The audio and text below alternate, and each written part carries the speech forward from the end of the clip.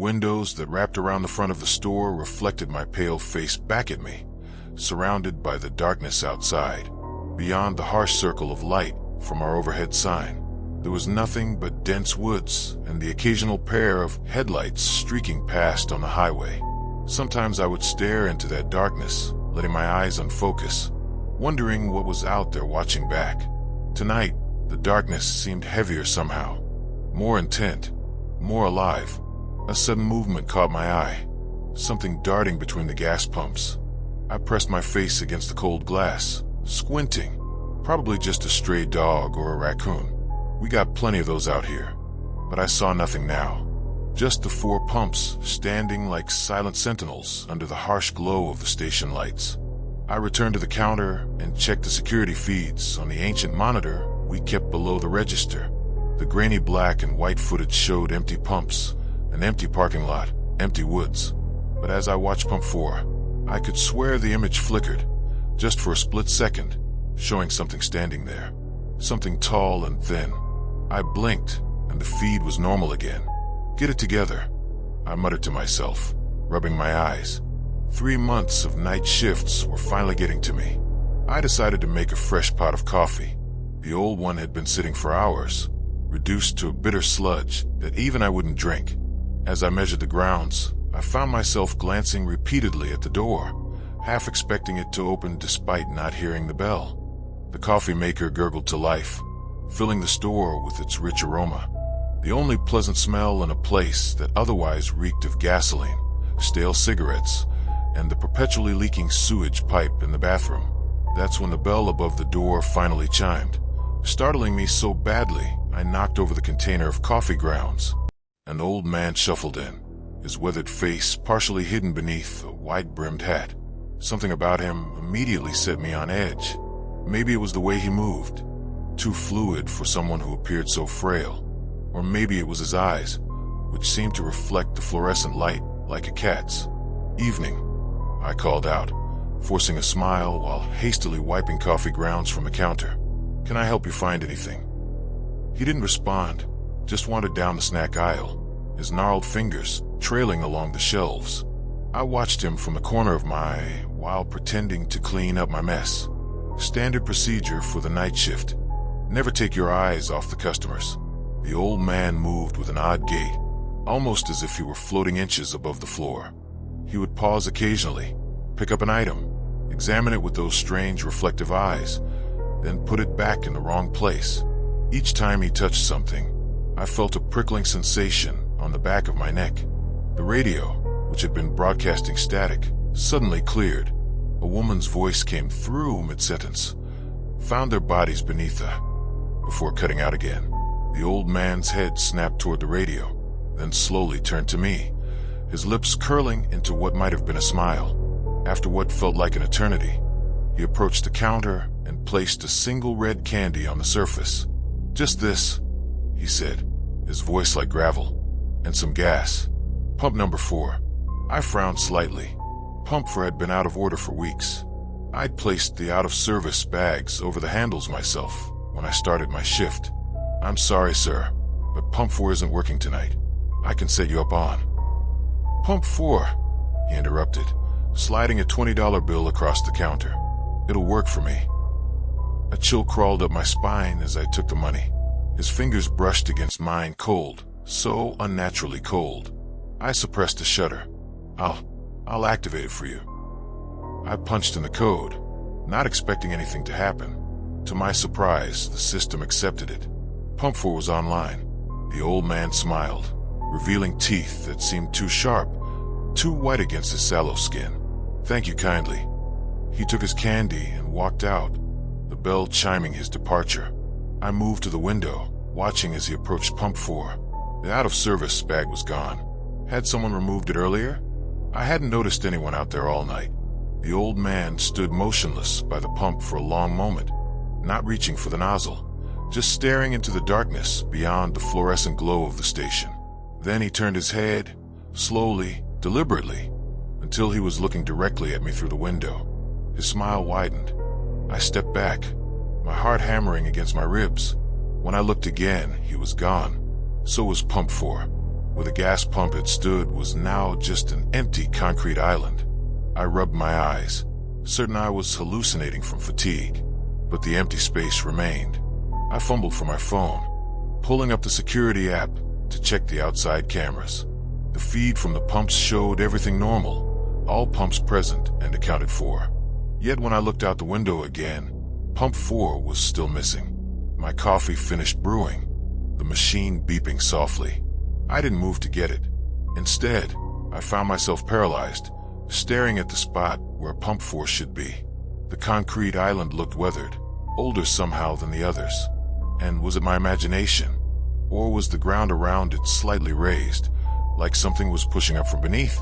The overhead lights flickered, plunging the store into darkness for a split second before humming back to life.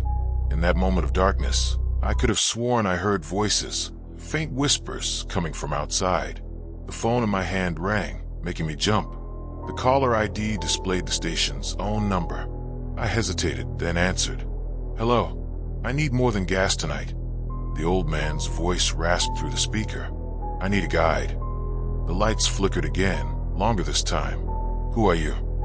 I whispered. "Look outside," he replied, past the edge of the light. Against my better judgment, I moved back to the window. Beyond the harsh glow of the station's lights, the darkness seemed to shift and pulse like it was alive. Then I saw them, dozens of pairs of reflective eyes, like the old man's, staring back at me from the tree line. They blinked in unison. "What do you want?" My voice trembled. "You know what happened here," the old man said, 50 years ago tonight. I didn't know. I'd only taken this job because it was available, because it was far from my own troubles. I'd never bothered to learn the local history. I don't. "They buried them under the pumps," he continued, as if I hadn't spoken. "All 7 of them. Their car broke down, you see. Wrong place, wrong time." The security feed on my phone changed, showing grainy black and white footage I hadn't accessed. A family, parents and 5 children, standing beside an old station wagon. A group of men approaching them.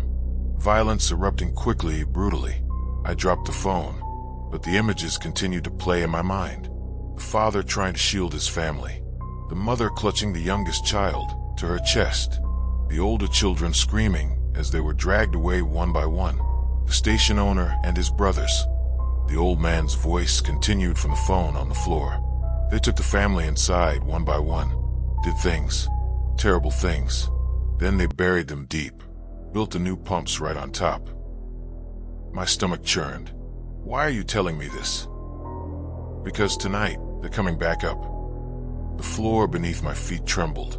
A hairline crack appeared in the linoleum, stretching from where I stood toward the door. The bell above the door chimed again. No one entered.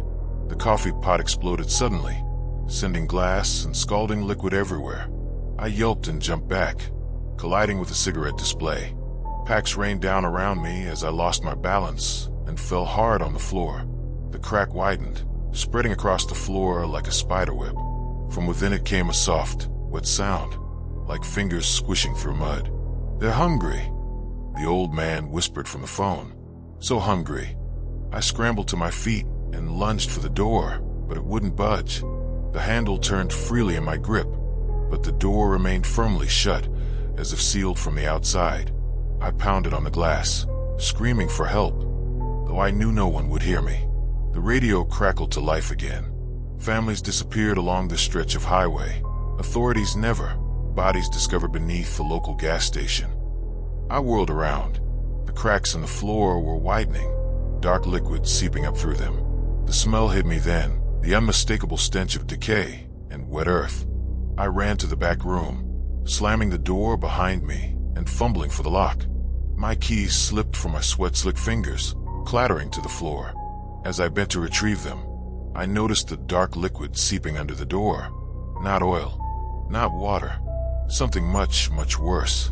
The security monitors in the back office flicked on by themselves, cycling through camera feeds. The store interior was empty, but the cracks in the floor had grown into gaping fissures. The parking lot appeared normal at first glance, until I noticed the old man standing in the center, surrounded by a group of shadowy figures. They were all looking directly at the camera. The old man raised his hand in a beckoning gesture. I frantically searched the small room for another way out. There was a small window, barely big enough for me to squeeze through. I grabbed a chair and smashed it against the glass. The window shattered, sending shards flying everywhere. Cold night air rushed in, carrying with it a chorus of whispers. As I moved toward the window, preparing to climb out, the ground outside began to bulge and shift, as if something massive was moving just beneath the surface. The earth parted, revealing grasping hands breaking through the soil. The monitors went black, then flashed back on to show a single image, my own face, viewed from outside the backroom window. My blood turned to ice. The camera showing this feed was inside the room with me. Slowly, I turned around. The back wall was gone. In its place was an enormous pit, its edges crumbling into a seemingly bottomless darkness. The stench that rose from it made my eyes water, the unmistakable smell of decay. A hand shot up from the pit, gnarled, mud-covered fingers grasping at the air. Then another hand, then a head, features obscured by decades of soil and rot. I scrambled backward until my back hit the broken window. Glass shards cut into my skin, but I barely felt the pain. The figure from the pit continued to emerge, pulling itself up with unnatural strength. Clumps of dirt fell away, revealing the decayed face of a woman, her eye sockets empty, but somehow still seeing. Behind her, more figures began to emerge. A man, then children of various sizes. 7 in total. My phone rang again in my pocket. With shaking hands, I answered. "You don't belong here," the old man said, "but now you'll never leave." More figures emerged from the pit, pulling themselves up with unnatural strength. The 2 adults and 5 small figures, their forms distorted by time and earth, formed a semicircle around me. Though their faces were mostly gone, eaten away by time and creatures of the soil, I could feel their rage, their hunger, their need for justice. The pit surrounded me now, their featureless faces inches from mine. Though they had no eyes, I felt them staring, judging, condemning. "Then do your job," the old man said. "Serve them." The smallest figure extended what had once been a hand toward me, palm up, expectant. I felt something in my pocket, a single red candy, like the one the old man had purchased. With trembling fingers, I placed it in the child's outstretched hand. The moment I did, the world around me shifted. The rotting fingers closed around the candy, and the child brought it to where its mouth should have been. The candy disappeared into the darkness there. A sound emerged, not quite a laugh, not quite a sob. The room began to spin around me. The walls melted away like wax, the colors blending and reforming. The family's decayed forms flickered like a television with poor reception, sometimes appearing as they had in death, sometimes as they must have looked in life. A mother with kind eyes, a father with strong hands, children with bright smiles, all dressed in the fashion of 50 years ago. "You'll remember for us," the mother said, her voice both distant and impossibly close. "You'll witness. You'll serve," the father added. I was falling, spinning, drowning in darkness. When I regained consciousness, I was no longer in the back room, but standing behind the counter. The station appeared normal, no cracks, no shadows, no signs of the horror I'd just witnessed. The clock read 2:17 a.m. The bell above the door chimed. A family walked in, mother, father, 5 children. They were pale, eyes hollow, movements too fluid to be natural. The youngest clutched a red candy in its small fist. "We need gas," the father said, his voice like gravel. "Pump number 4. I looked out the window. Pump 4 stood where it always had, but now I could see the small mound of disturbed earth beneath it. "It'll work for us," the father said when I hesitated. I understood then. I wasn't being haunted. I was becoming the haunting. The family left to fuel their car, an old station wagon that hadn't been manufactured in decades. Through the window, I watched as they all turned in unison to stare at me. I tried to move from behind the counter, but found I couldn't. My feet were rooted to the spot, my hands fixed on the register. Only my eyes could move freely. In the reflection of the security monitor, I could see what I had become. My face was pale, my eyes sunken and gleaming with that same reflective quality as the old man's. My uniform, which had been clean at the start of my shift, was now stained with dirt and something darker. From the corner of my eye, I saw the old man standing just inside the door, watching me with what almost looked like pity. "How long?" I managed to ask, my voice sounding distant to my own ears. "Forever," he replied simply. "Or until someone makes it right." "Makes what right?" "Justice," he said. "The station owner and his brothers were never punished. They lived long lives, died in their beds. The family was forgotten, dozens of others too, over the years." "What happens now?" I whispered. "Now you wait," he said. "You watch, you remember, and when the right person comes, perhaps you'll be freed." He turned to leave, then paused. "I was the night attendant before you," he added. 50 years ago tonight. I looked the other way when they took that family. I helped bury them. This is my penance."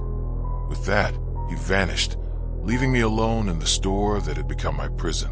Outside, the darkness beyond the station's fluorescent glow pulsed and shifted, waiting patiently for the next customer to arrive.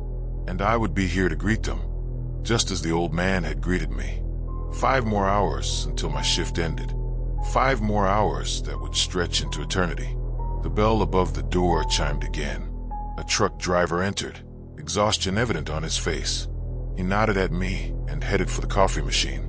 I opened my mouth to warn him, to tell him to get out while he still could, but what emerged was, "Evening. Can I help you find anything?" My body moved of its own accord, playing the role of helpful attendant, but inside I was screaming. Behind the truck driver, visible only to me, the old man and the family of 7 watched with hollow eyes, their faces now mirroring my own eternal torment. The clock on the wall ticked steadily onward. 2:18 a.m. The graveyard shift had just begun. Dear listener, thank you for staying with me until the end of this story. Make sure to subscribe to my channel. Many more terrifying, mysterious, and thrilling stories are coming soon. See you again very soon.